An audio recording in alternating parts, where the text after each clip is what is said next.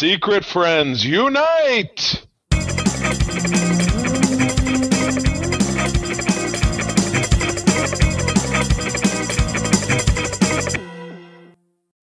Welcome to the Secret Friends Unite podcast, episode 533. That's right. We are back, and we are your guide to the geek side. I am one of your hosts, Todd Oxtra, living the dream in Minnesota.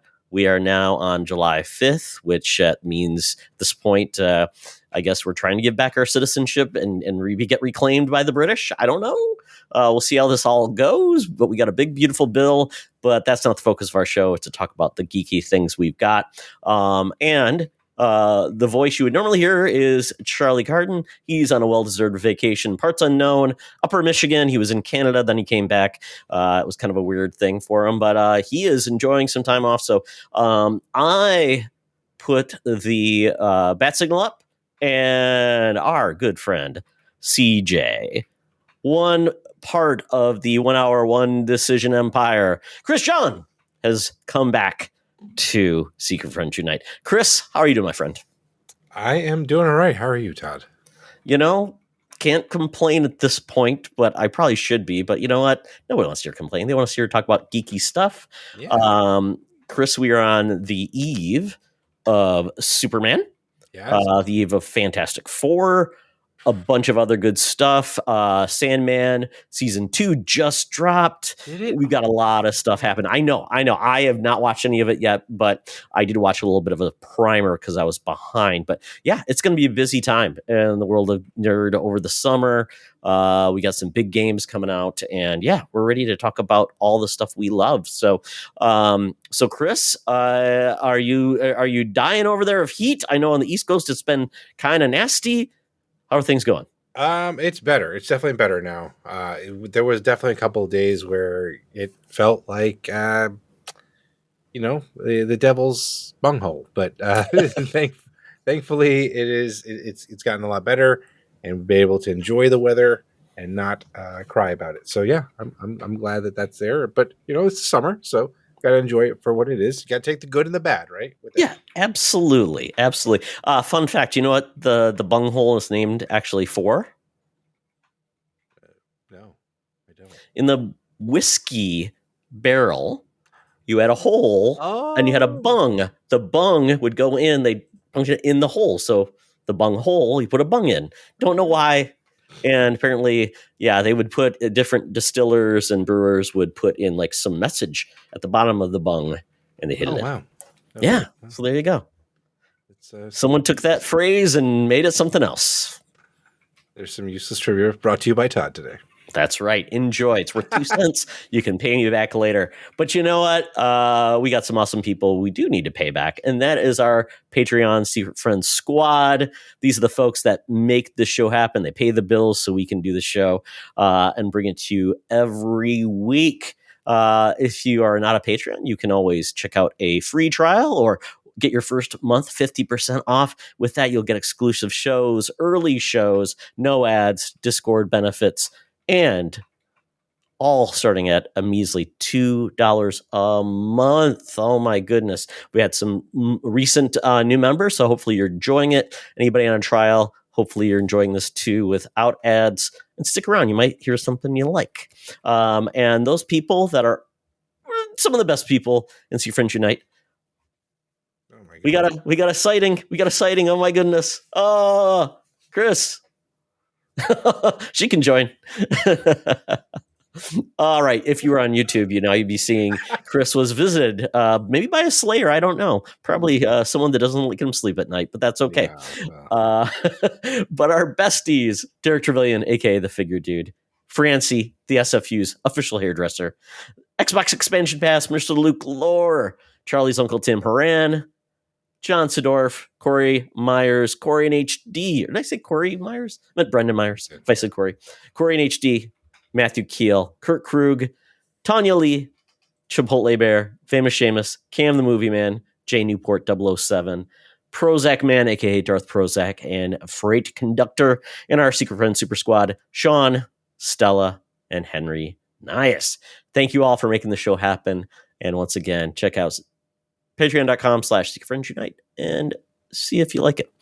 But with that, Chris, we got into part of the show that it's kind of becoming a quiz now. It's called We Got This Covered. Todd picks a random cover, typically based on the episode number of this show. Well, there's not many comics that have gone up to issue 533. So I'm just picking anything with a 33 in it. And this week I picked Nick Fury of Agent of S.H.I.E.L.D. It's the new super agents of S.H.I.E.L.D. And we are given characters such as Cyborg, Violence, Knockabout, and Ivory, with Nick Fury's face in the background. Violence is apparently in one of those shield bikes where the wheels go sideways so they can become like projectile, like propulsion units. Yeah. And then, they're all looking to kick butt and probably never be seen again. So, Chris, I've described this cover now, and you have two things to ask you.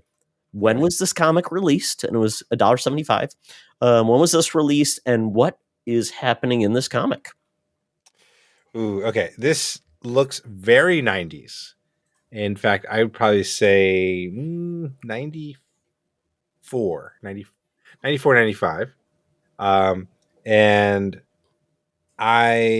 what is going on? Well, he's introduced the new super agents of S.H.I.E.L.D. And it would be hilarious if this is their first, like you mentioned, this is their first and only comic where they end up dying at the end. It's first mission, last mission. Yeah. And like what was it? The all new X-Men, their first mission.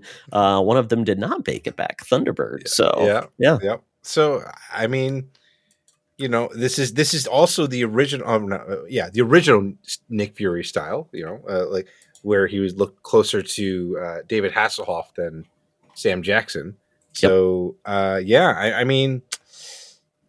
what happens in this? I'm sure they're going on their missions and they're checking out what the heck is going on with maybe AIM.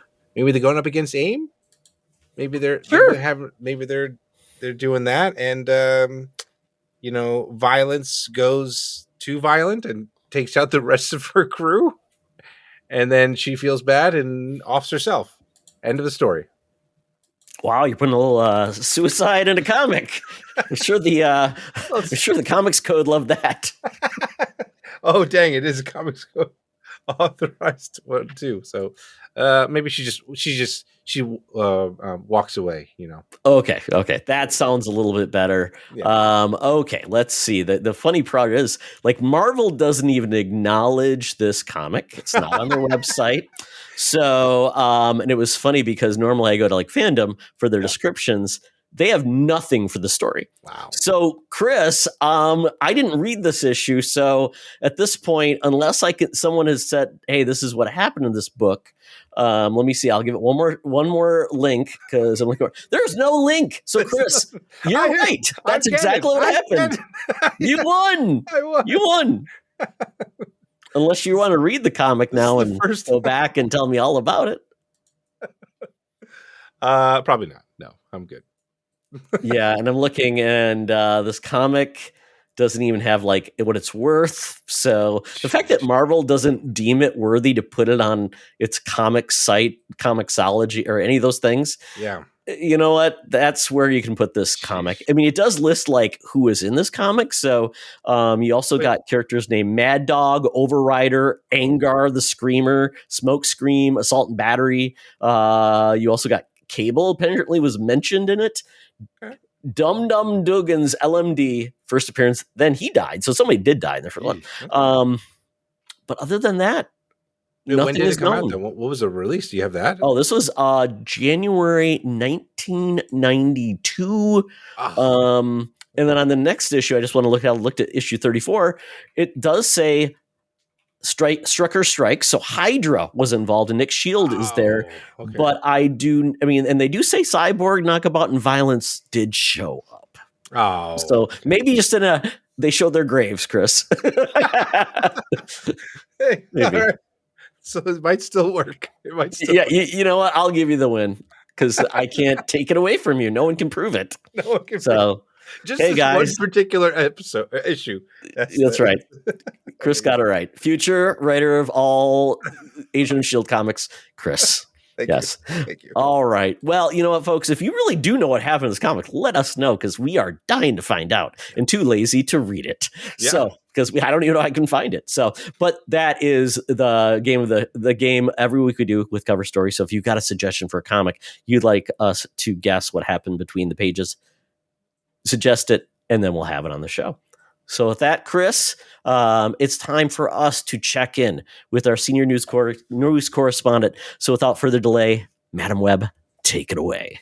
Now it's time for Madam Webb's rumors and news. Take it away, boys. Madam Webb, I just want to say we are so happy to have you. You've seen this country through many things. 125 years of living the dream. Next year, the country turns 250. That is half of your experience. You lived through your protesting of women's suffrage.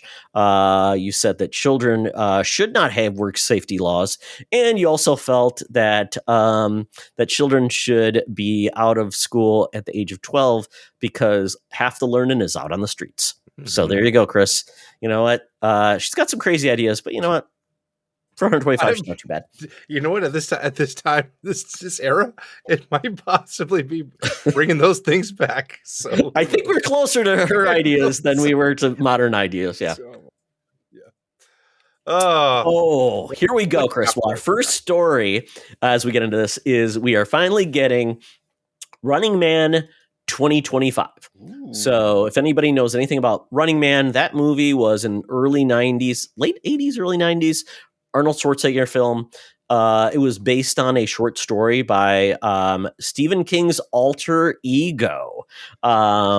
It's kind of crazy. And the adaptation was very silly, very over the top, felt like a wrestling film because it had Jesse the Body Ventura. It was a game show where criminals essentially were allowed to earn back their freedom and given games and prizes if they could survive this competition called the Running Man. 1987 and 87, there we go. And it was a very fun movie, but it was not what Stephen King envisioned with his story. And this one's closer to realizing that story. And this is being directed by Edgar Wright, and it's got Glenn Powell in it. I mean, and think about two things I love. I love Edgar Wright, and I love Glenn Powell. Oh. This trailer is excellent because it's not just confined to like an underground base where he's being chased and it's set up with these over-the-top villains. I didn't realize he has 30 days to survive. He's just out there. People are tracking him. Anyone can kill him. Yeah. And if he does get through it, he'll basically get his freedom and get out of a life of poverty.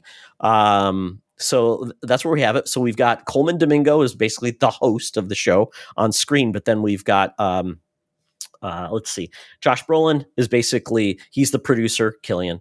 And in the old one, I think it was that Killian was both the producer and the host, so they kind of split it up this time. Richard Dawson was the original Killian. That's right. And Richard Dawson, he was the host of Family Feud, Kissed All Those Ladies, was also on Hogan's Heroes.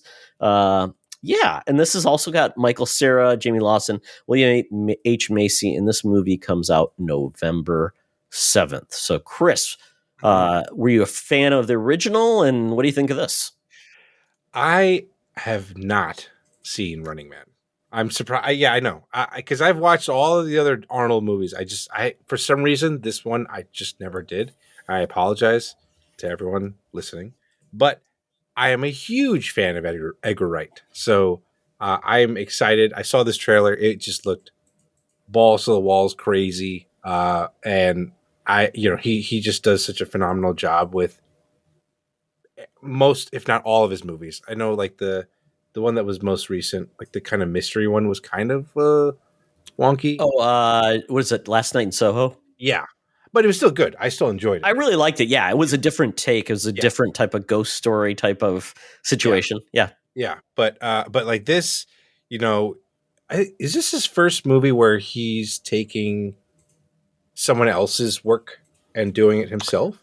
No, he did Scott Pilgrim, so obviously that was graphic Oh, novel. that's true. Okay, Yeah. so yeah, I But he was supposed to do Ant-Man. He was supposed to That's do true. Ant-Man, and that he basically set up all his premise, and then whatever the guy who did it took some of those ideas and made it into a movie. So Yeah. that's the only thing I feel like he didn't get a chance to really make his own. But yeah, I mean, everything else has been kind of his own proprietary. The Coronado trilogy, then he Baby Driver, Yep. and then Scott Pilgrim, Baby Driver, and then Last Night in Soho. So this is kind of getting a more higher brow, working with the studio again, which is pretty cool. Yeah, I'm excited. I'm really excited to see this, and I think the trailer hyped me up even more because it just looked like we're getting some good Edgar Wright vibes. And I mean I'm on the fence with Glenn Powell. Like he can. I'm not like he can't be a leading man. I think he can. But like, I feel like he's just all over the place, like everywhere. So I'm like, oh, it's another one. But I'm here for it. I'm here for another chance to prove me wrong that he can be a leading man and all this stuff. Yeah, so. I skipped Twisters, just had no interest in it. Yeah. I mean, even Glenn Powell looked very persuasive and very charming. Let's see. I did not see the Sydney Sweeney romantic comedy. I mean, I'm assuming it was people obviously that did very well at the box office. And then Top Gun, that was kind of his big first really standout role. But my standout role with Glenn Powell is in Scream Queens. Yes, one of my favorite.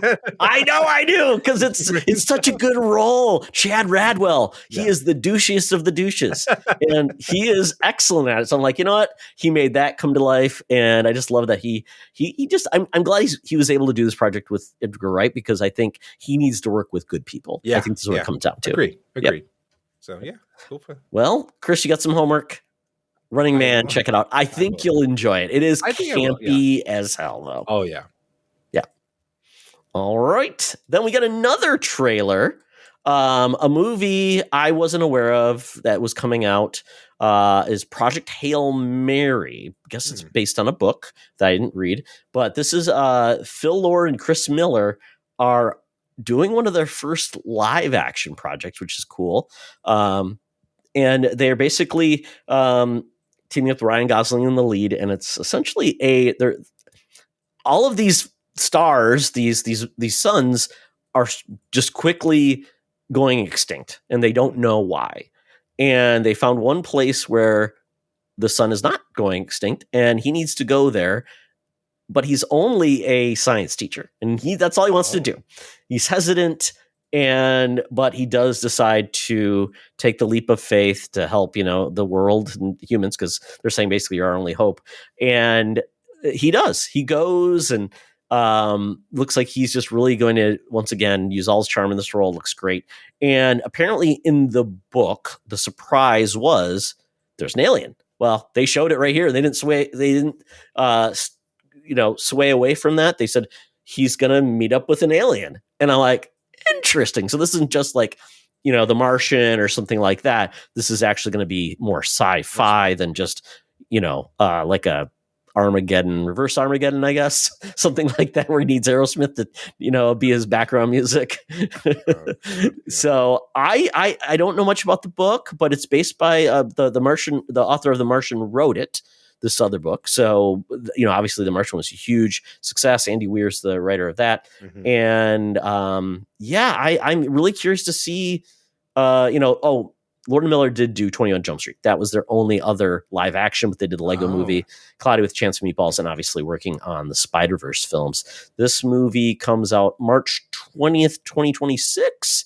So still got some time for this. And I'm surprised they actually put the trailer out so early. I mean, at this point, we don't have trailers for a lot of movies that are coming out this fall. And I thought this looked cool. Should be a interesting film. I'm not sure what the tone makes it feel a little dramedy.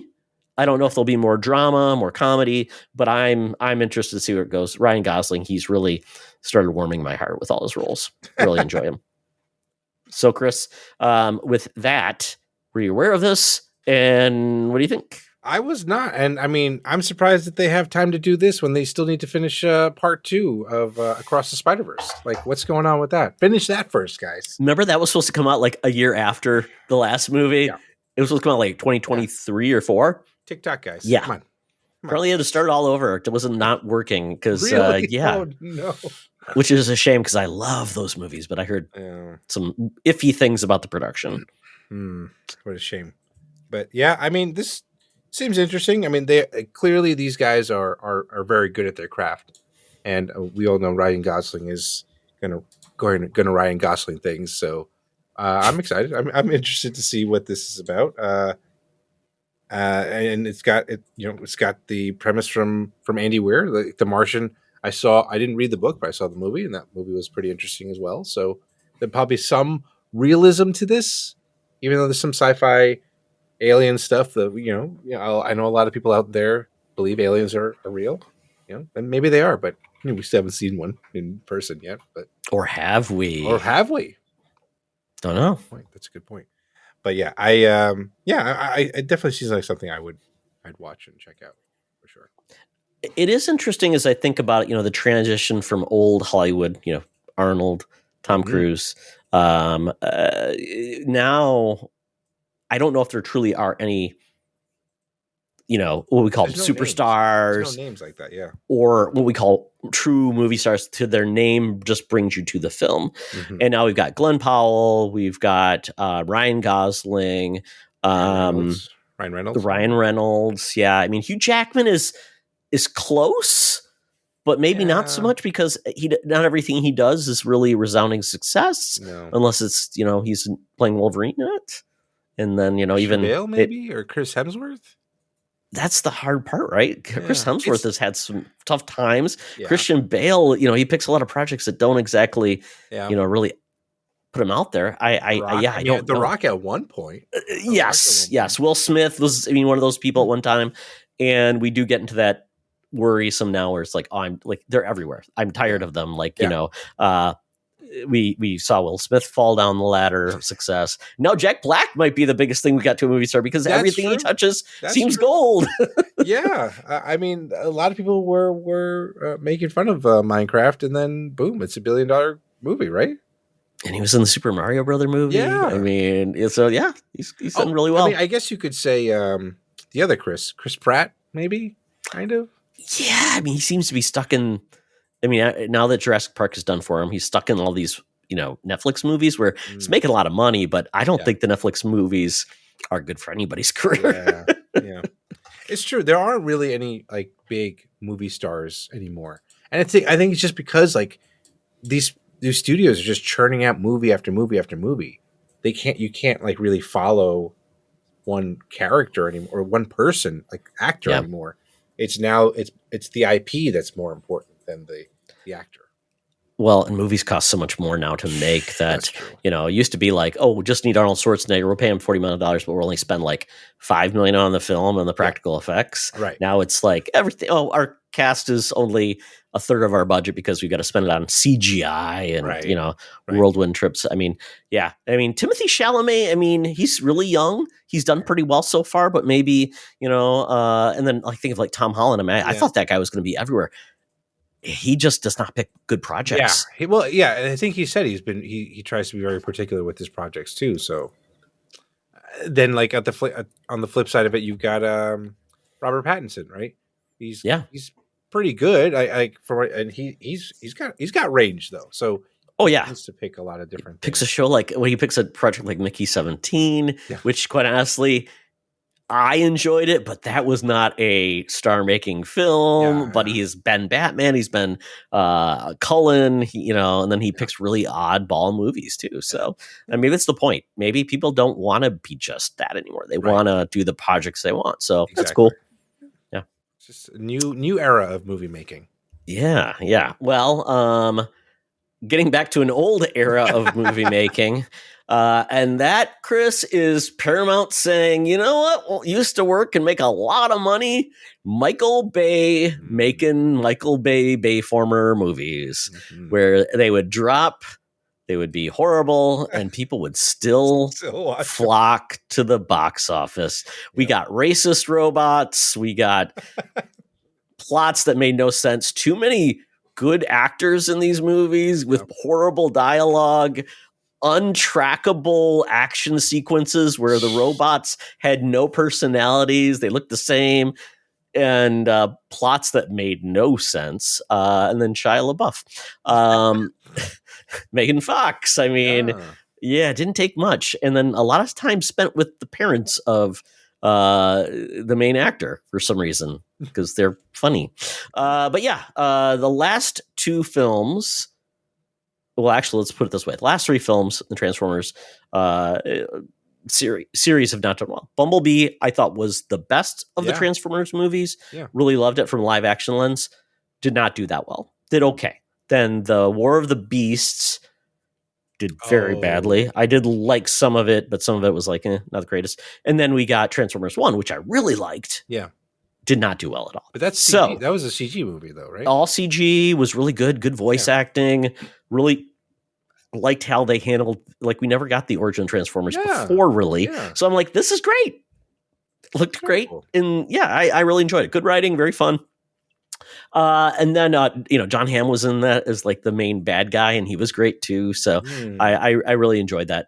So at that point, we are still expecting to get a crossover with G.I. Joe. So if you saw the end of War of the Beasts, they did talk about G.I. Joe, and I don't know if that's going to happen, but maybe it does. G.I. Joe has never been successful in anything other than just the animated series. The toy lines come back, but yeah, they aren't. But apparently, before we probably get that to happen, we are... Michael Bay's not been doing great either since he left. Kind of like, he's struggling. So he's probably looking to get back to a hit. But apparently, it's the studio is spinning up several Transformers movies. One is said to be helmed by one director, Josh Cooley, and one will be live action. And will be live action. The other is said to be coming from Michael Bay, who's currently operating as a hands-on producer, but could potentially direct. Bay dipped out after 2017's The Last Night, where, yes, Transformers were part of the Arthurian legend. There you go, folks. And at that point, and then there's no information on the rumored Transformers projects or G.I. Joe anywhere else. So at this point, Chris, they apparently have to make a Transformers movie or have it in production by 2029 for it to still be within Paramount. If not, it'll go back to Hasbro and they can make their own movie. So with all of that, Chris, if you had your druthers of any of these three things, what would you want to happen? Or none of the above? I mean, there is such reverence for the series and not the Michael Bay stuff. I mean, like Transformers as a whole, right? Maybe give some other studio a shot. Let Paramount let it go and have someone else do it. Because I think Hasbro did a pretty decent job with their other properties, I thought, right? Oh no. But Dungeons well, they did Dragons the D&D. That was a good movie, though. It was a good movie. I liked it too. You're right. Yeah. But like they need like a fresh pair of eyes on this. Not Michael Bay. Or they've got to take back the creative control of it. It could be at Paramount, but let somebody else like at Hasbro say, this is the type of movie we select. The act. We select the director, writer, and you just produce it or just distribute it. But this is It's. I just feel like Paramount execs don't really care. They just know it makes money, and they think, make more money. I mean, I'll throw it back at you. Who do you think would be a good director for this? Like a Transformers movie? It's going to be crazy, but I think the director from Top Gun Maverick, I think could do a good job because I think he does big things. We saw what he could do with planes, and you got to do part of that right. And I think the story, the pacing was pretty good in that movie. Managed the people and the other parts of that movie very well. If I could go back, I'd probably pick Trevor Knight again from Bumblebee, but obviously he's busy with doing his live action or his stop motion films. But yeah, I would probably say, I think it's Chad Stahelski. No. Oh, that's the guy who did John Wick. No, it's John Wick. That's John Wick. What's his name? Oh, I trying don't to think but of the guy he's who the guy did. who just did F1, right? Yes. Yeah. So I think he's got the chops to do a Yeah. big film, and he can manage celebrities and other action really well. So I think that's what you need with the Transformers, because if you don't handle the Transformers well, and it looks blinding and that you can't tell them apart, but God Almighty, give them a redesign, give them a little more color, a little bit more personality in their design, so we can tell them apart, Yeah. rather than just like jagged things that are going to poke you in the eye. I don't. So there you I go. still don't get that. I don't either. They And need he some ruined the plastic surgery. turtles too, like with that. Oh yes, but the last Turtles film was great. So yeah. There's people that get it and other people don't. Give it to a fan. Give it to a fan. Yeah. Robert Kirkman has just relaunched the Transformers and G.I. Joe universe, and it's excellent. Bring Kirkman in to write it, because the dude is a good writer. I mean, and he's worked in Hollywood, so maybe bring Kirkman to write it and then get someone else to direct it, and they can be a good team. Or maybe Robert, I don't know. Yeah, I'm curious to see what happens next. Yeah. You know what? They broke my heart too many times. Transformers is one of my favorite things in the world, and it's bad, but the comics are so good right now. So highly recommend the Energon universe. It's really good. Okay. All right, folks, if you have a pick for Transformers, let us know. But with that, we got a little bit of sad and glad news, depending on where you stand. I know Last of Us Season 2 ended on HBO. It's really season, part 2, season 3, whatever you want to call it. But it's really an ongoing story based on the game. Chris, did you watch all of all of Last of Us? I watched the first episode of season 1. Okay, so there you go. So either you're like, I got distracted, didn't care. What about the games? Did you play the games? I played the prologue of episode of The Last of Us Part 1. That's it. Wow. Okay. Yeah. So I don't even think you care about the story, but I'll take your commentary. So Neil Druckmann is stepping away from HBO's Last of Us. He said at this point he wants to refocus his efforts on future game titles. We do know we're getting Intergalactic is the next. Well, Intergalactic : The Heretic Prophet. That's their next game they're making. No mention of Last of Us Part 3, and hopefully no more remakes, remasters, director cuts. The complete edition, whatever they're calling it, because they actually did release the complete edition. I believe it's out now, so you can get that. Because in case you didn't buy it any other way, that's the last we buy it. So I don't care about that stuff. Doesn't really bother me. Obviously, do projects, get people better at new technology, cool. Sure. But I think it's been way too long since the last game. The last game came out in 2019. Or no, 2020? I think it was 2020, but just before the PlayStation 5 came out. So it's been 5 years. So we need more than just one Naughty Dog game a generation. Please. So, but we're going to do that. But he's going to step away. So at this point, it will truly be the main creative behind the show, Craig Mazin, who's going to take it over. So he's going to executive produce, direct, and write the last 2 seasons. He's going to finish it up. Most likely there will be 2 more seasons to adapt and finish up, which quite honestly, I'm glad they're doing, but I think it's not going to make many people happy, because I think this season made a lot of people unhappy because most of the characters you didn't like. And they became very unlikable. So there wasn't someone to root for. Well, there was one person to root for, and then unfortunately I know what happened to her, or what's happening to her. And yeah, it's kind of it's rubbed people the wrong way, especially when these shows are taking it used to be shows came out every year. Now they're coming out every 2 to 3 to 4 years with gaps. So it's very frustrating. So the show is everyone's so high after season 1 of the show that season 2 you just feel like the magic's gone. Are they still following the game to a T, or? I would say yes, with some little tweaks, but the first game was a game that was meant to be done in one sitting. So they nailed season 1 very well. They nailed it, add in some extra bits that were kind of cool. And then season 2 is really Last of Us Part 2, Part 1 of, quite honestly, 3 parts, because that's the way the game is set up. And it's obviously, but the good thing is when you play the game, you just keep playing in the different parts, the way it's divided up. this one's not. So you're going to basically need 2 more seasons to truly wrap it up. And I do worry that people will not find someone they can root for in either season, the next season, because this, as Neil Druckmann had said, the first game was about loss. The second game was about hate. Oh, So basically geez. hate and anger. Okay. So that's why I felt like, and what it can do to people, right? What you do for love and then what you do out of anger and hate and revenge. So maybe a part 3 would be, what do you do for hope?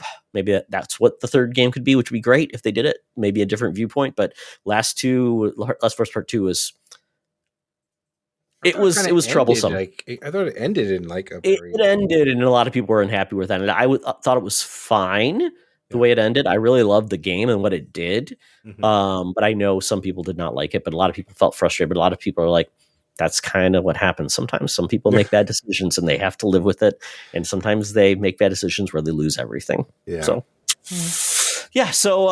we'll see how this goes in getting the next season out. And we'll see if we do get the next Naughty Dog game before PlayStation 6, because they typically release right before the season, the next game system comes out. Yeah. But man, games take too long to make. Oh well.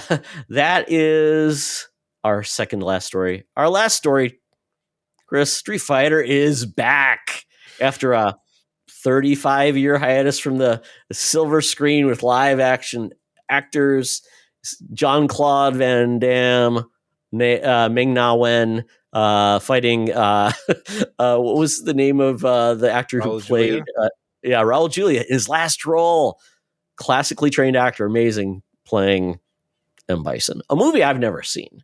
So I need to remedy that. If I watch this, you have to watch Running Man, Chris. Maybe we'll agree to do that. We'll do that. Yes. So, but Street Fighter is this movie is coming back with Capcom, and it is casting the hell out of some roles. Oh my goodness. David Dastmalchian, who you know from Ant-Man. Yes. He was Polka Dot Man, and he was in that great movie, Late Night with the Devil. Did you ever see that movie? No, but he was also in The Dark Knight. That's right. But Late Night Devil is a great film if you want to see like a kind of an indie horror film.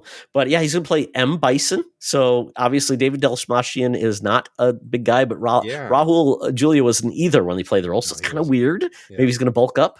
And then that those bodysuits on, like that's true. Yeah, the foam bodysuits. Everybody loves those. Yeah. And then Cody Rhodes, WDBE superstar, is then the basically talks to join as Guile, which makes a lot of sense. Yeah. He's American's nightmare. Let's see, Guile is the U.S. Army colonel with the iconic flat top and the most American energy blast in video game history, the sonic boom projectile, and he does the flip. And essentially at this point, we've got Roman Reigns apparently going to play Akuma. Oh, wow. Jason Momoa is going to be Blanca. Trying to figure that one out. Okay. Andrew Koji and Noah Centineo as Ryu and Ken. Kalina Liang as Chun-Li. And 50 Cent as Balrog. Oh, yeah. Get your punch on. Okay. And then Orville Peck as Vega. I think Orville Peck is a performer, country star, right? Okay. Wears a mask. I think that's what he does. Oh, yeah. He does. Okay. Yeah, and Katao Sakurai is at the helm for his work on the Eric Andre show, which is just a weirdo, bizarro comedy thing. And then Butterfly series on Amazon.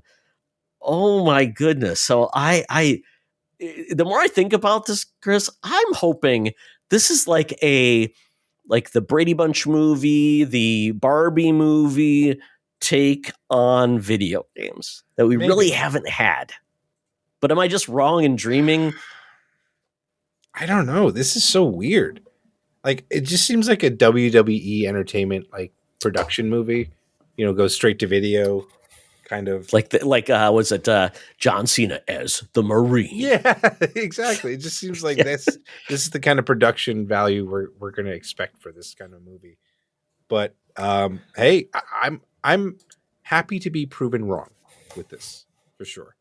But right now, it's not looking good. Not looking good.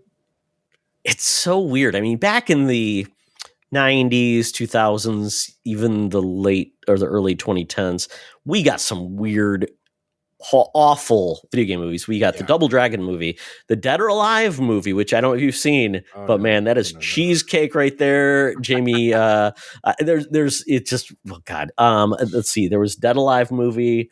There was a obviously double. Movie? There were too many of them to speak to. We had a Double Dragon movie, a Tekken movie that was absolutely horrific. Yikes. So, but I mean, we are turning the corner, except for the fact that most of the things that have succeeded have been animated, except for Minecraft, I guess, is the closest thing you think of a video game property that was done well, but that was by the guy who directed Napoleon Dynamite. Yeah. So maybe that would lead me to think that maybe they're going to go this route, and it would be kind of funny. Cheesy, but like campy to be campy, not to kind of. And I think of almost like the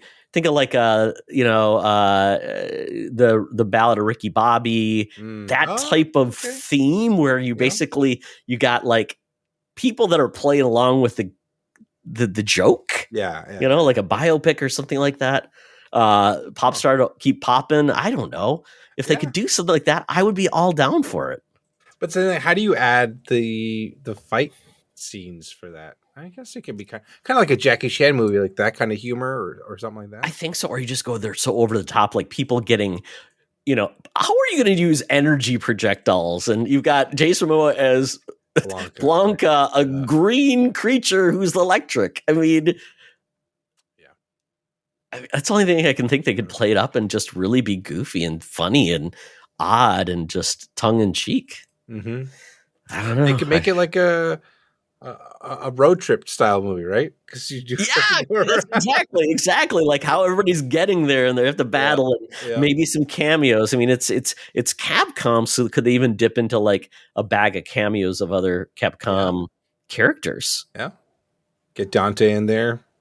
Get Chris Mega Man, Dr. Wily. Punching a boulder. Chris Redfield. Yep, punching a boulder. Exactly. Oh, and they got to beat up the cars in between the sequences, right? What are you going to do?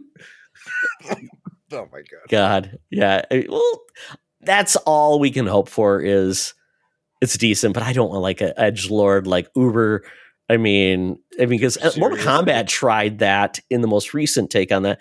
And I mean, I thought some of the fight scenes were cool, but it still was not a good film. So, yeah, I mean, I think they tried to add some humor.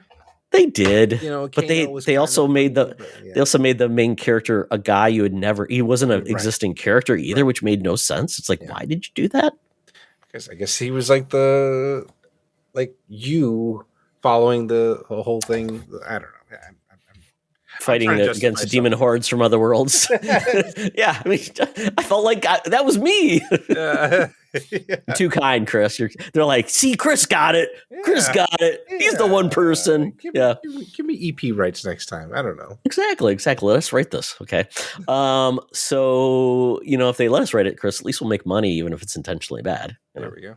Exactly. So, that is it for our news stories this week. If you have any future suggestions for news stories for us to cover, let us know. And by all means, please make these games better and these movies better by hopefully giving your opinion, kind of like how they changed Ugly Sonic.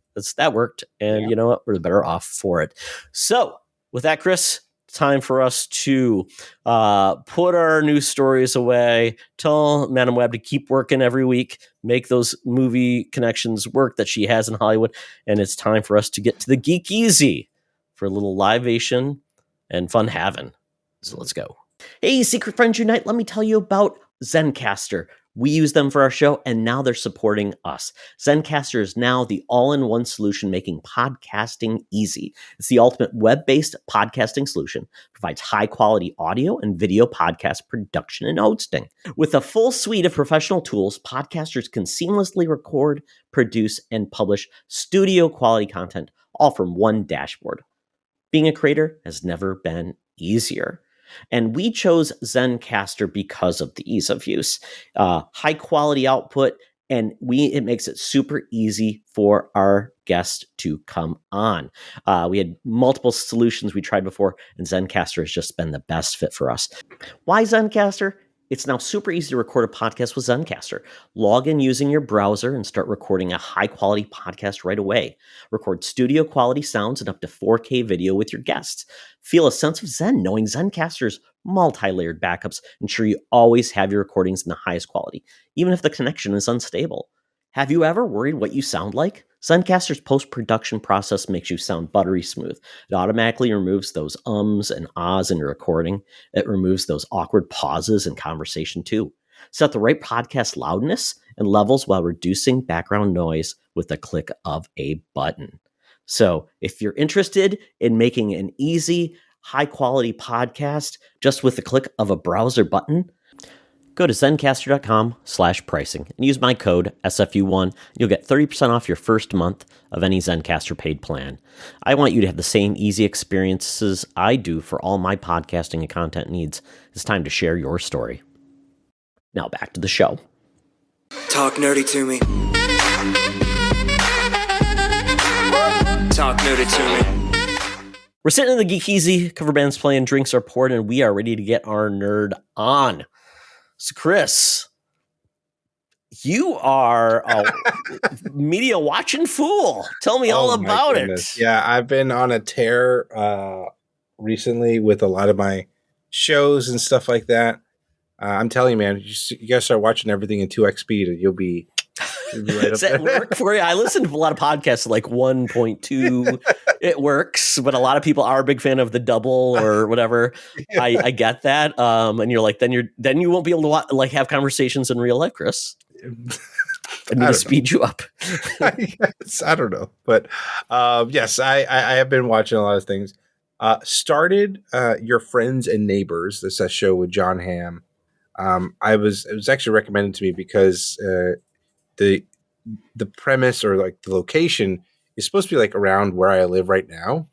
I was like, it's like, and the kind of people that you interact with around that area. I was like, oh, interesting. So kind of voyeuristic in that way. I was kind of curious about it. This is the better half, or the people that live better than us. Yes. Side. Okay. Exactly. Not where I live, but just adjacent or whatever. Oh, we all know those areas. Like, wonder how they live. Yeah. I bet their house is a hot mess inside. Oh. Yep. So watch the first episode. It's pretty good. I definitely want to keep going with that. Watch the first couple of episodes of Poker Face season 1. Definitely I've been enjoying that. It is like, it's interesting because like every episode, it's like there's a bit of a ramp up. It's slow at the beginning because they're trying to get, and because every episode is, I guess, for lack of a better term, a self-contained story. Mm-hmm. But it is like, it does take a little bit, and like you need to like really sit down and watch everything because you pick up clues about like what's going on. So but I have been enjoying that. Another show you really have to like Natasha Lyonne, because if you're not a fan of her accent, and essentially it's just a female version of Columbo. Yeah. Like it kind of like an unassuming person you kind of don't expect to figure this stuff out, kind of plays it a hot to trot. And the fact that she can tell when people are lying is kind of fun. I watched the first 2 episodes, so I am curious to see where it goes. Cause it's been fun. Yeah. She's got that raspy, 30 packs a day kind of voice. Long Island accent. Yeah. But it works. It works. And then I've been plowing through most of this show, Murderbot. It's on Apple TV. Quite good. I really got interested in this because I've read the book, or at least the first book in the series, through a book club that I was in. I was like, oh, cool. I didn't realize they were making a TV adaptation. And they're doing a pretty good job of doing the adaptation. That's good to hear. So, yeah.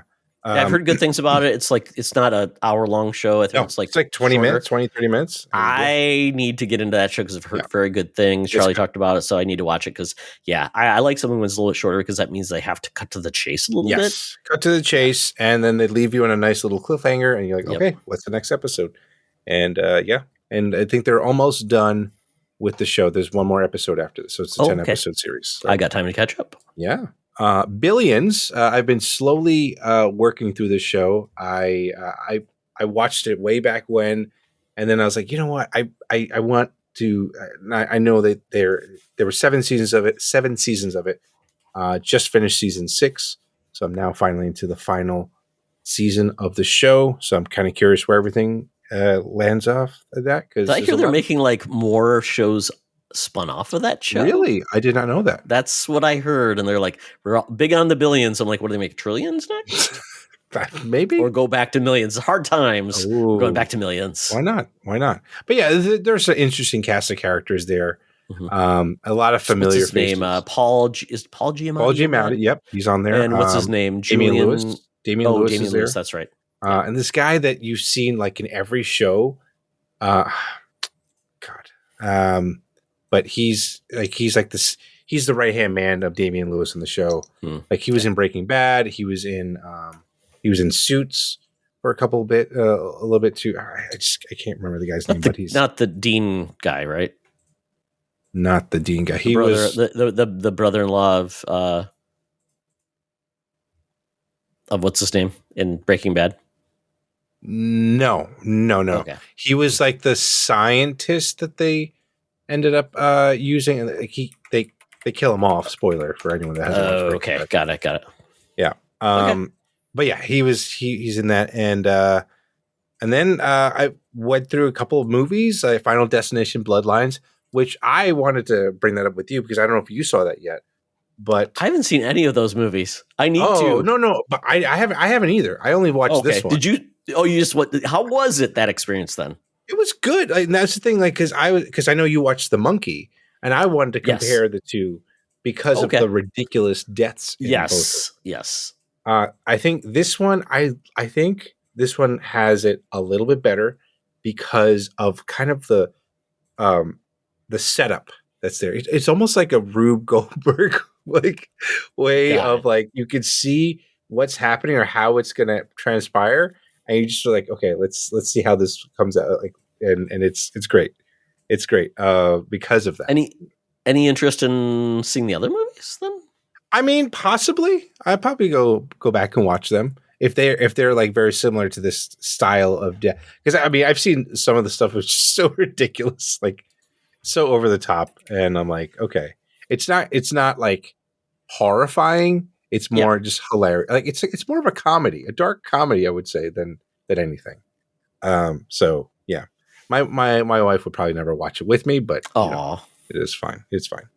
But what she did watch with me was this movie Better Man, which no one apparently watched. It was the biopic for Robbie Williams. I want to see that. Yes. I am I guess I am a fan of Robbie Williams. I remember when I was in Korea, they had a video show on like American. So when you're in the military and you're living abroad, they have a U.S. station where it's like pop culture and TV, regular TV you'd see. It's delayed. You'd get some sports. And they had a video show and like showing videos. And one of his videos came up. I'm like, I really dig this. The video style, all this stuff. I'm like, so I really got into him. And when I saw what they did with like basically making him a CGI monkey or a monkey man and telling the story of his life, I'm like, I got to watch this. I heard it didn't do very well and it was very expensive, but I'm like, that's pretty ballsy to do that as a biopic. Yeah. I thought it was good. I mean, it might be a little, self-gratifying for himself or whatever it is. Sure. But I thought it was done pretty well. And you learn a little bit about like why he's the way he is. And, I think that's interesting. And then, I mean, I think you should check it out if you got the time. Yeah, I like biopics. I really do. I love biopics. I love behind the scenes stories. How did things happen? Right. Yeah. So, and then I don't know. I saw this movie Friendship. It was with Paul Rudd, and it's my life story, Chris. Friendship. Being an old guy trying to make friends. At an older age, as you know, it's not easy because people get stuck in their ways. Very true. But it is. I don't want to be, and I don't want to be the guy who's trying too hard.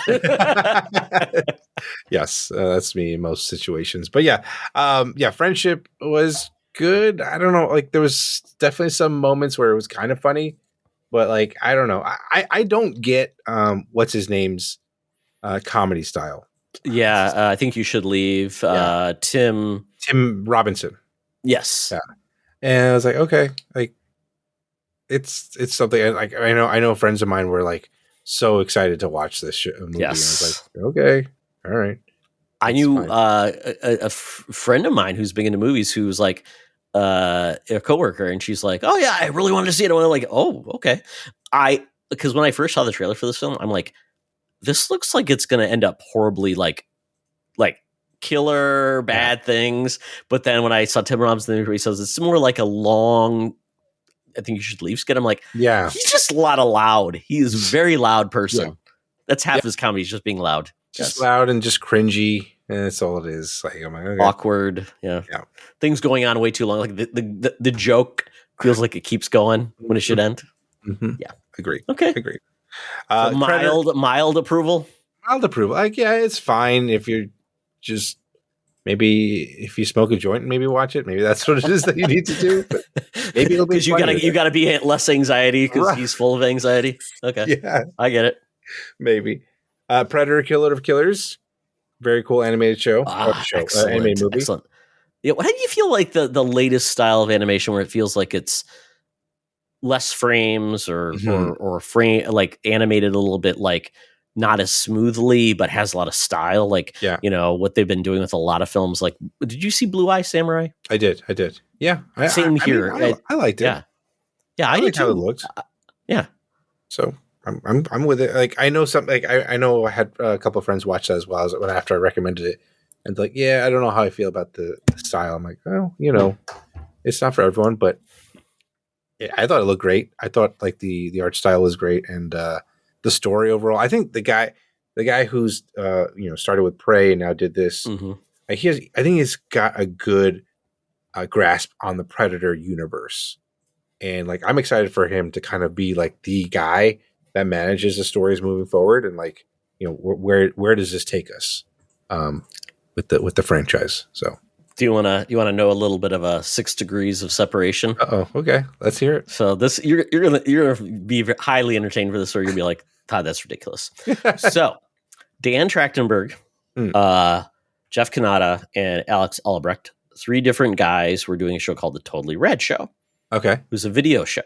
Basically one of the first video shows out there on YouTube that was all about geek culture. They did reviews. And so Dan Trachtenberg, he directed a Portal short, which got him noticed. And then he did I believe he did like an intro video or something for, what's the name of that game? Warframe. He did a Warframe, like cinematic. Did that, and then he got noticed even more, and they said, we want to hire you for Clover, was it something Cloverfield Lane, the second Cloverfield movie. Okay. So he directed that, and then that's how he then got Prey. And so to bring this all back, so I have been on a podcast with Jeff Kanata, DLC, so kind of a connection there. And then going further, Charlie Carden, co-host of the show, went to high school with Alex Albrecht, who was a co-host of that show as well. So in some ways, SFU is connected to Dan Trachtenberg, who has directed these movies. So I'm all in on Dan. Dan is a great guy. He's very funny. He's a video game fan. If you watch any of his old stuff, he just is silly. It's funny. Doesn't take himself too serious, but he loves film. And this is what he's always wanted to do. And I feel like, man, this is where you give someone who's qualified to make these type of movies. Yeah.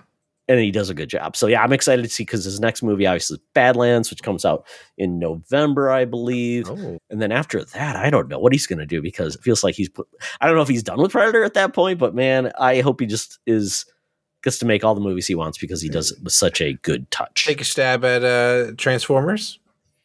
That would be amazing, because I know they always joked about Michael Bay. I mean, but yeah, I would give him the king to even a G.I. Joe film, because we've seen how badly that has gone. Yeah, why not? Yeah. I'm fine with that. That talk about a franchise that you should just go camp on it. like make it like a America World Police, Yeah. and just Team America. Yeah. Yeah. exactly. Yeah. Make them the village people of democracy. Oh my goodness. Yeah. Okay, so sorry for that segue, No, but I thought no, I'd give you it's a little bit back history. Yeah. Yeah. And then another movie I quickly saw was Drop. I want to see that. That was, I don't know. It was fine. Uh-oh. It was fine. So I should skip that one. You don't have to see it. Like the premise was cool, but I was like, oh, this is where they're going. Okay, this is dumb. All right. But Let me just ask you. Okay. So mild spoilers for anybody who's listening, because I'm just going to guess because I don't know. Sure. So the woman has to poison the date or her family will be killed. Right.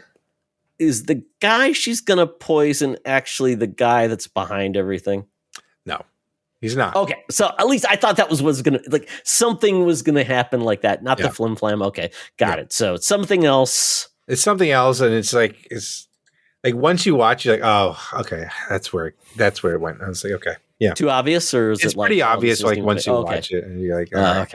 Okay. But and they try to throw like things at you to throw you off the scent, but it's like, it doesn't work. It didn't work. So. Okay. So It's bad fine. execution. Yeah. Okay. Good deal. Squid Game series finale. Finally watched that. And I stayed up way too late watching that. And it was good. It was as good as you could end a series with, like, the kind of tragedy and drama that this show has. So yeah. So Chris, this is where you can get mad at me. I've only seen the first 2 episodes. Oh, The whole okay. series. Okay. I know, and I got the series finale spoiled for me in did you? like a thing, and I'm like, wait, this just dropped, and I'm like, and you're already spoiling it? That's horrible. That happened with me with House of Cards. I'm like, Really? what? Ugh. In the way you don't want to get spoiled. I did hear it. I'm like, that's kind of cool the way I heard it ended, but I mean, and at that point, I'm like, in a lot of these shows, it's not necessarily the ending; it's the journey, right? Yeah, I agree. But like, I mean, I just felt like there was no. I don't think there's any other way to end it without it feeling like a cop out. Okay. So Okay. there's that. I still want to watch more because I really enjoyed it. It is good. It is good. I lived in Korea for a year, so I feel like akin to at least understanding the culture more so than a lot of other cultures I've never experienced. So I'm curious to see when I'll sneak that in because, as you know, Chris, they keep making stuff. They do. That's why I have so much stuff to talk about. So I apologize. It took too long. So No, I love this because it's a good way for me to feel like, what's the barometer? Where should I spend my time? I think we need more of that. I know people's reviews are like, that's fine when you had 3 networks and 4 shows. I mean, and now there's 15 shows a day dropping. Every minute. Yeah. Oh well. So, speaking of which, I finished Ironheart. This is a weird drop for Disney. Yeah. Basically, the whole 6 episodes dropped in 2 weeks. Okay. First 3 episodes and the next 3 episodes. It's very different. Like they did the same thing with Echo, where that was dropped all at once. Yeah. Which was weird because I really liked Echo. And I ended up really liking Ironheart. Okay.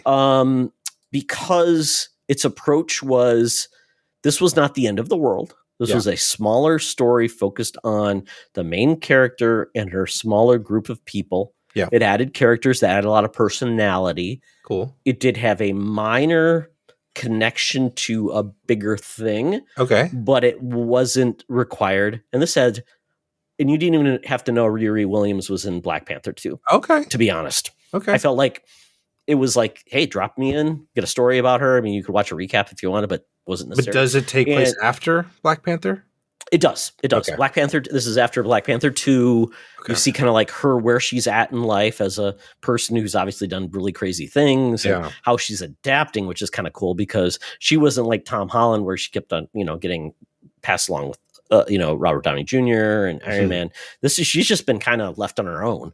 So, and you see her dealing with a lot of real world stuff that we all deal with. Anxiety is a big part of the show. It's like, wow, that touches me because I've dealt with anxiety. I've had an anxiety attack. So, and I like some loss and how they deal with it. And there's a there is a big surprise, which Okay. I liked. Yeah. And I worry, though, that nobody will watch this. And then next time that character shows up, you're like, when did Who's that happen? It's- That's the problem with Marvel right now. Yeah. When did that happen? How much shows do I have to watch? So, but I liked it. And considering we're not getting many Marvel things anytime soon, next thing we're getting is the Punisher one shot, which is coming out this fall, similar to the Werewolf by Night. So, Okay. you're not going to have a lot of Marvel to pull you through because they're next, obviously, after Fantastic Four drops, you get nothing else Marvel from a film until the next year with Secret Wars, Wow. Okay. which is crazy because I'm Yeah. like, when are we seeing our Avengers? Because they have not been fully formed. Well, what about? I thought when's the Spider-Man movie coming out? That is coming out. Well, this is the fun part. Okay. So originally, Spider-Man was supposed to come out after Secret Wars. Well, Secret Wars now is pushed out to December. So now Spider-Man is going to come out, I believe, before. So that's going to be weird too. So now they're going Oh. to change up the script. And that's obviously a Sony film, but it still is part of the MCU. It's kind of Sure. weird. Yeah. So yeah, so that's one where it's like, how are they going to fix that? So we don't know. I'm guessing something will change again just because Yeah. I believe that movie is starting to film. So it's got some work to do. But yeah, I would highly recommend Ironheart. It's very female focused. Color. People of color don't get a lot of showing on screen, and I loved Miss Marvel. I love that show. I loved Echo. So man, I just feel like a lot of those characters are just getting no love, and they deserve it because I think all of those things were excellent. But especially if you got young kids, you got young girls in your life. It's good. I mean, Good I stuff. liked Echo up until like the finale where they just did that kind of like I was like, You got to connect everything, Chris, I right? guess. I was like, Yeah. all right, fine. Yeah. Yeah. Cool character. Then Sandman season 1, I watched, and then I didn't realize they dropped a bonus episode. And Yeah. Sandman season 2 is just now dropped now. I love Sandman. It's one of my favorite comics of all time. Neil Gaiman is unfortunately having some stuff happening right now. Nothing has been like, he hasn't been convicted of anything, but Sure. what he's being accused of is pretty shitty. And I hate that these great creators are just either dirtbags or falsely accused. I don't know. Yeah. No one has accused him. He hasn't been brought to court. Yeah. So, but Sandman, the show on its own is great, and there are great people on the show. Yeah. And I feel bad for them because they have to deal now with the fact something that's out of their control, a creator now that, quite honestly, is in the control of their careers with these characters. But I did watch the bonus episode. It's been out. It's called Calliope. It's a mix of two things. Mhm. It's 2 parts actually, but totally unconnected. One is about a story about cats. It's fully animated, and it is a story about the world of dreams and how dreams can change reality. So I don't want to say more than that because it's very touching, very good story. And then the second half is about Sandman. Morpheus was at one time married to Calliope, one of the muses. And the story is all about Calliope, the muse, and her basically being a captive of a writer who was basically holding her in a contract to basically inspire him. Yes. I vaguely remember that. Did you watch So this long. one? It's been so long since I've saw Okay. the series. But Great, It was great. great episode, and like how the writer gets the revenge against him was perfect. I just loved it. Just really great. So great episode. Just, you can watch. There's a couple episodes in Sam and I feel you can watch standalone and you'll love them to pieces. The episode about death, and then this episode is great as well. That was great about Sandman. There was some great arcs with great standalone stories. So really, really love that story. Solar Opposites. This is a show by Justin Roiland. Obviously, he's persona non grata as well. The creator of Rick and Morty made the show about aliens who land on Earth, escaped disaster. Basically, you've got two aliens, their clones, and a pupa. The pupa, if they raise it properly, will basically destroy a planet and transform it. And this show is Rick and Morty. It is, but it's got such weird undertones because it's not only got like the hijinks of the characters where they try to like destroy love, outlaw love because they hate love. There's weird association with like the holidays. So like the first two episodes all are holiday episodes, like dealing with Halloween and not like being scared, and then love and what does it mean? And it's weird and over the top. But then there's also this weird thing about the one replicant who's younger. So basically got older, and then the replicants and the pupa. One of the replicants, the boy guy, he decides to shrink humans and hold them in captive, like an ant farm. And essentially, they have this like weird side story about the humans living in the area, and they create their own like leadership and rebellions.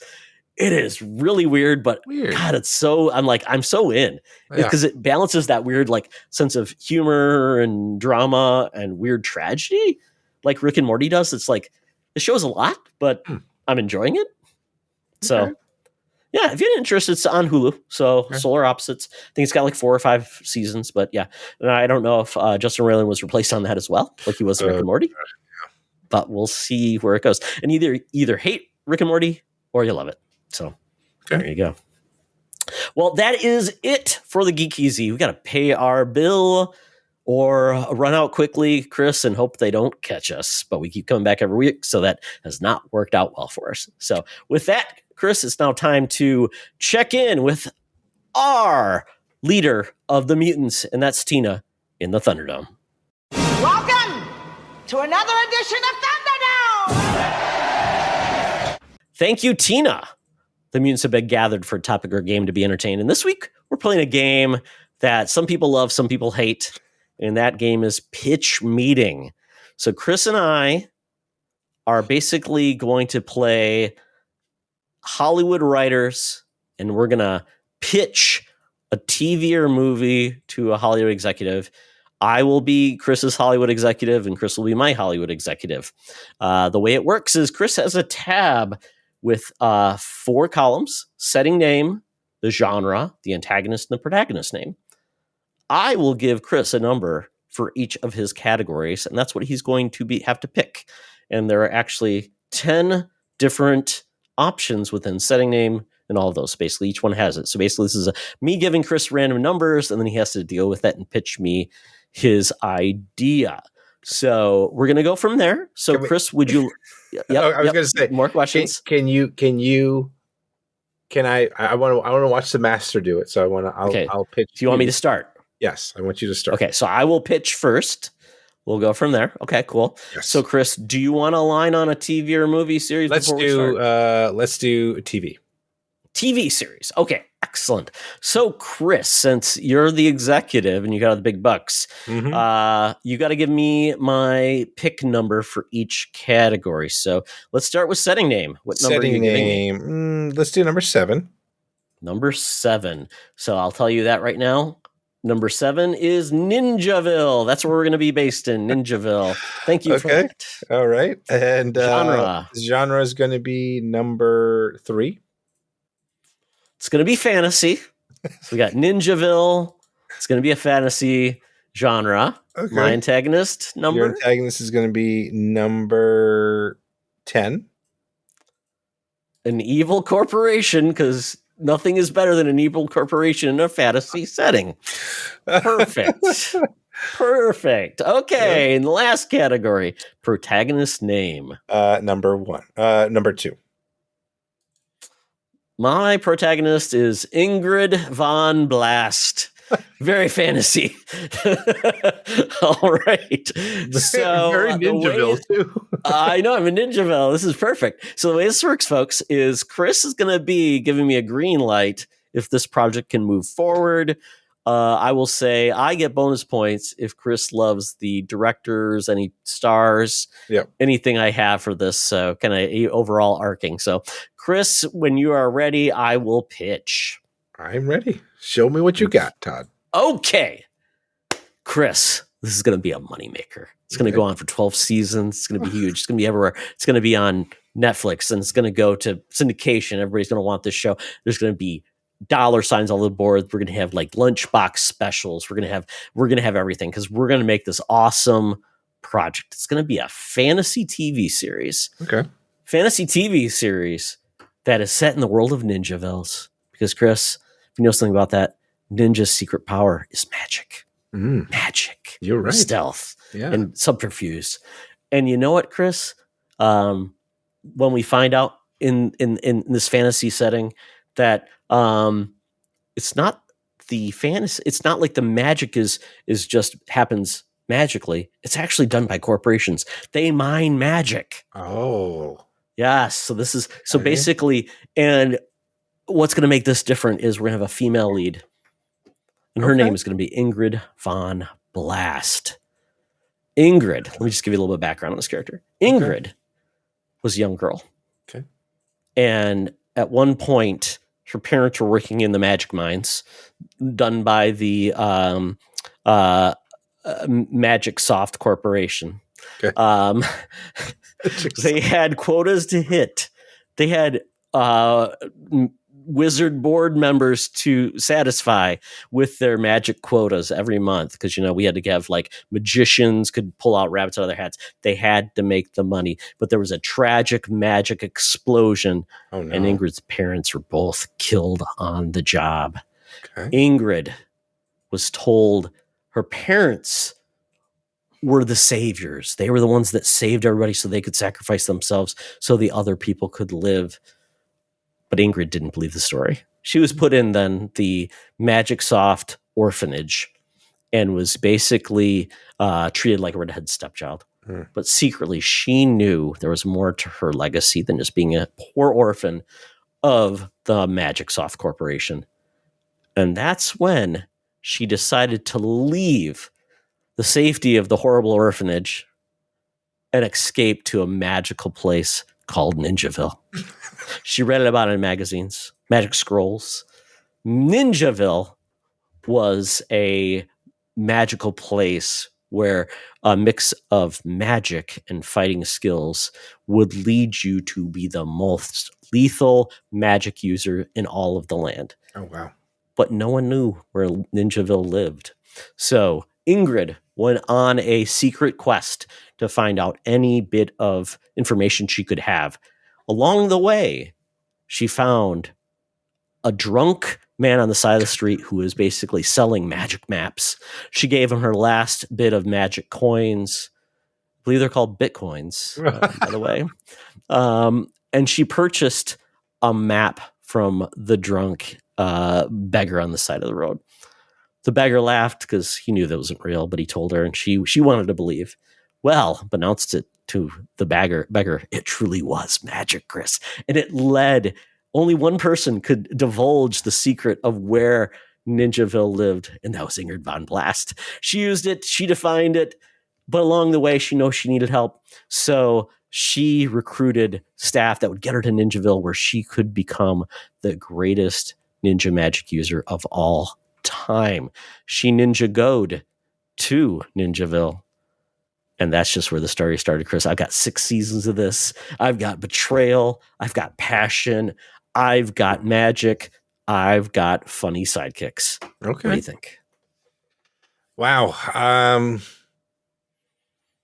First of all, kudos to you for taking this story where I honestly, with that mix of options there, I didn't know where you're going. But you know what? I'm picking up what you're putting down there, Todd. I think I will greenlight this because it seems like it could be a great kid show, to be perfectly honest. Like it could be like one of those like Hunger Games ish, or like what's the one that Disney just did for the Percy Jackson. Yes, Percy Jackson. Okay, yep. It's giving me those Percy Jackson kind Okay. of vibes too. So I'll take it. I feel like those are a little bit lesser projects than mine, but that's okay. I'll take it. Can't wait for you to change up all my ideas and take all the credit. yeah, That's why I already did, right? I made it a kid show. There you. That's true. Like, wait, I had a 35-year-old. She was going to grow up. She was going to like grow up from orphan to like full on adult woman, but apparently we're keeping it young. Yeah. Thanks, Chris. No problem. And the name of the show will be called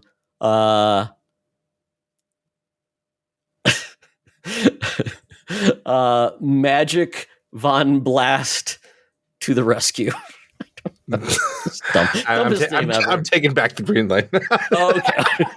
You can change that. Sorry. Yes, of course. I creative control. Who knows? Who needs it? I'm ready to cash out and sell out. Yeah, there you go. Okay. Cool. All right, Chris. Ooh. Are you ready to pitch to me? I will do. Look, you've already done a great job. I'm probably gonna crash and burn here, but let's go. Let's go for it. It's okay. I feel you got the magic in your heart, Chris. Yeah. We'll see. Hopefully. Okay. Give me your choices. Are we talking about setting? Wait, yeah. Go ahead. Give me. Wait, okay, I'm going to give you number 4. Okay. Zeta Prime. Zeta Prime. All right. Genre. I don't even know what that means, but okay. I'm guessing sci-fi. Sure. It sounds like it. Yeah, sure. Okay. Or change it as you must. I was genre. I'm going to give you 8. 8. Okay. Let me highlight these too, so I don't forget. That's what I did. 8. Okay. That is alternate reality. Okay. For antagonist, I'm giving you 7.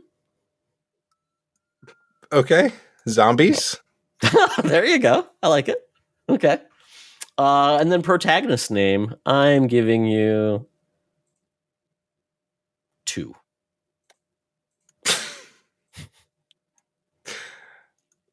2. Okay. No. Actually, sorry. Yes. Let me reset that. And if we got any that duplicated, we can change it. Zach Thunderfist. Yes. Okay.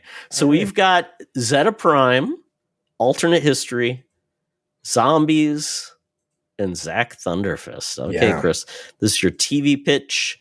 No worries. You have 10 minutes or less to astound me. Don't bore me. Yeah. You're my 5th pitch today. Oh, boy. Look, Todd, I know, you know, that there's been a ton of zombie shows, movies, whatever, right? It's just like it's all over the place, right? But what if we make a series about zombies in an alternate reality? All right? You following me right now? Because my socks are still on. Your socks. Okay. I'm holding on to them. Alternate guy, like you got to think about this, Todd. We're talking multiverse kind of nonsense here with zombies. All right, with zombies that are just going hog wild here, and the setting's going to be called Zeta Prime, because you know what? We've done zombies in on Earth too many times. We've done zombies in space, but Zeta Prime. We're just, we're starting off with a clean slate in terms of. Check for copyright in that. You know what? We don't have to worry about that right now. We're just talking. Okay. You and I are talking. Don't get sued. Don't get sued. George Martin probably wrote a book about it and looking for someone to write it. We're just starting here on a clean slate, and we're talking about this alternate reality place called Zeta Prime, and you know what? Zombies are going rampant. There's clearly some sort of outbreak that happened, and nothing to do with monkeys, nothing to do with rage medicines or any of that stuff. These zombies actually lived on this planet. They were the ones that were there to begin with, and us as well, maybe not us, but some sort of humanoid life forms decided to inhabit this place because you know what? They needed this place to stay, and now the zombies are not the ones getting not the ones that are doing the infesting. It's the other way. It's the humanoids that are coming in, and we got to take them all out. And who better to do that than our protagonist, Zach Thunderfist? Zach Thunderfist is leading this small ragtag group of militaristic group. They're doing their thing to clear out this planet. I'm trying to stay on path here. So Zach is a zombie paramilitary guy fighting the humans? No. He's humanoid. He's the one that's trying to clear out the planet Zeta Prime of all the zombies. The zombies are already there. They're trying to clear it out for this humanoid civilization to take over the planet. Okay. So Zach is doing his job, but you know what? He falls in love. He falls in love with the zombies. I love romance in my alternate reality shows. I mean, he falls in love, and now he's conflicted because he's like, wait a minute. I'm taking out the love of my life's people. And what do I do now at this point?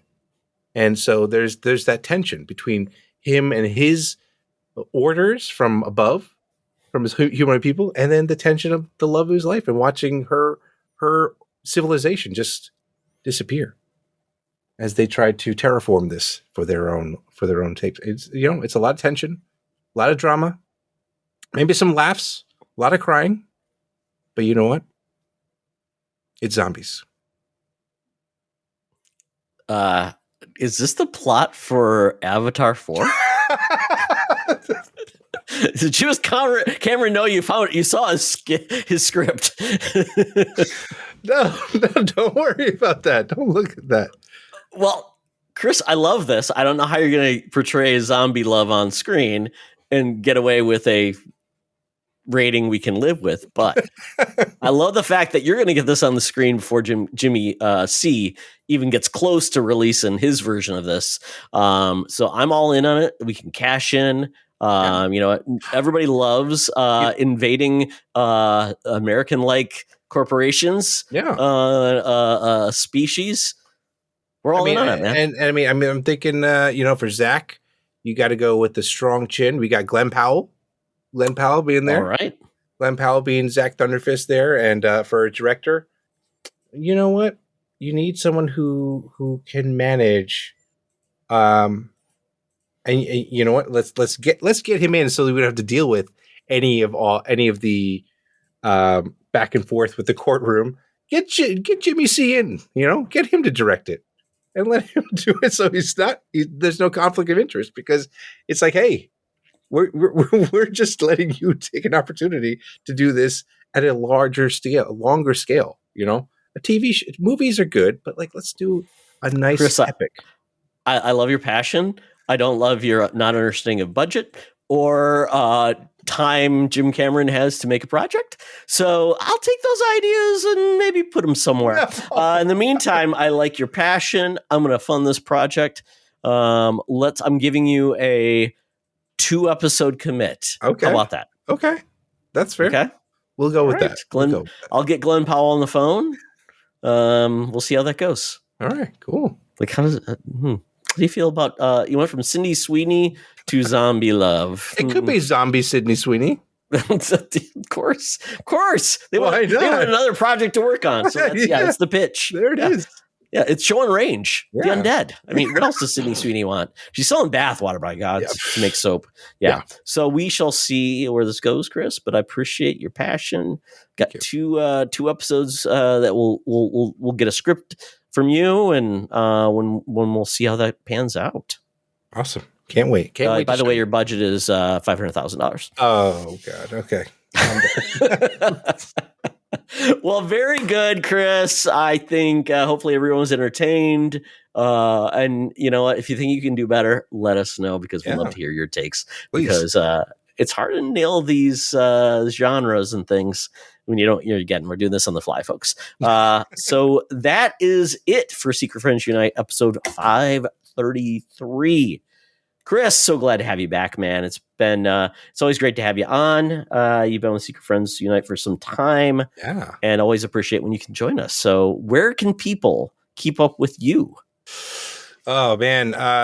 Again, thank you so much. This was intimidating for sure, the pitch meeting. But as always, a great time to chat with you, Todd, and get up to speed on some of the latest geek news. But you can find me on Blue Sky at 1H1D. Our podcast is weekly and drops on Wednesday evenings. 1 hour, one decision. We take a random game on Xbox Game Pass and play for an hour and decide if it's worth playing past that or an hour or not. And unfortunately, the game Todd and I decided where you would come on the show is still getting pushed back further and further, Todd. And maybe okay. one day Replace will show up, and one day we could talk about it. Oh my God, Chris, is that a game that's ever going to come out? I don't know. It's unfortunate, but please, Xbox. Everything that's going on Xbox, please. This is your focus. Yeah. This is your focus. Get replaced. Get replaced out 2025. Please. But yes. Yeah, and that's part of my fantasy draft too, which stinks big time. But anyway, yes, you can find me on Blue Sky 1H1D. Podcast is on most, if not all, podcatchers that are out there, and then we put our episodes out on YouTube too on the Quit the Build Network channel. So stop on there, leave us a comment there. That'd be great. And that's pretty much what I'm doing right now. Excellent. And of course, we'll hopefully have Chris back on for many more shows, co-op mode, anything else we do. It's always a good time. So thank you, Chris. Really appreciate it. Made my Saturday night even better. And for myself and Secret Friends Unite, you can follow me at Todd Oxtra, at Secret Friends Unite on Blue Sky. Also at T Oxtra, at Secret Friends Unite on the Threads, Facebook. Check out our Patreon, patreon.com/Secret Friends Unite. And also check out our Discord. You can join, be a member of that community, and also our YouTube channel. And SecretFriendsUnite.com for all things Secret Friends Unite. So that is where you can find me. So remember, folks, be the hero, not the villain. Zombies. Zombie love.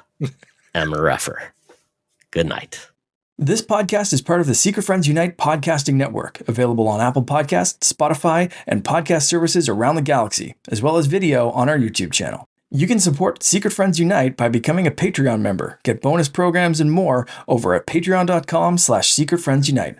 Join our Discord community for even more discussions on all things geek. For all the latest updates on Secret Friends Unite, make sure to follow us on Threads at secret.friends.unite and visit secretfriendsunite.com. Find our merchandise at TeePublic and Redbubble. Thanks for listening, and may the Force live long and prosper.